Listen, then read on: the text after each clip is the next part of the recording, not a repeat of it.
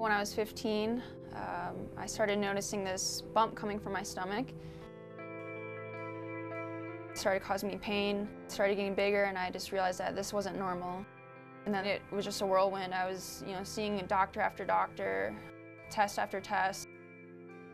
Next thing I know, I'm going in for surgery. So after I went into surgery, they found out that they could not remove the tumor. And a few days later, I found out that I did have cancer, and I ended up having to go through 3 rounds of chemotherapy. The most scared I've ever been was when I went into anaphylactic shock. I remember sitting in my bed, eating dinner.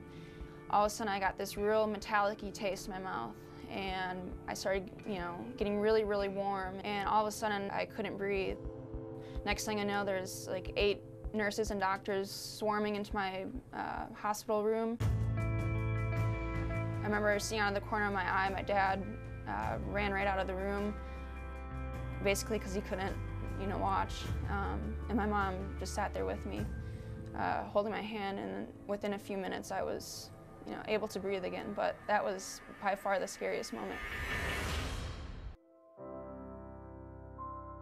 After 3 rounds of chemotherapy, the shrunken tumor was able to be successfully removed, and Sarah was officially cancer-free. I just celebrated my 12th year anniversary.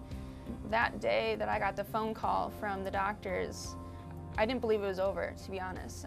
And I kind of looked at my mom and I was like, okay, so what's next? And they're like, you're healthy. And I couldn't get over it. I'm like, all right, well, when do I have to come back to the hospital? They're like, you're fine, you can go back to your normal activities. And I was in complete shock. If you look at anybody's life, there's extreme lows, there's extreme highs, and for me it was having to deal with cancer at the age of 15, and I don't think any person, let alone a child, should have to go through cancer treatments, but it's something that's made me put things into perspective. So no matter if I'm having like a bad day with soccer or my personal life, I know that I've overcome so much. I think the biggest thing for me is just to persevere. So no matter what life throws at you, there's always a way to go about getting through it.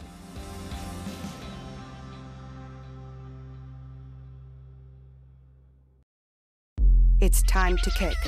Kick that ball 130 miles per hour. Kick up a sprint every 90 seconds. Kick that heart rate up 167 beats per minute and go 45 minutes straight, no timeouts.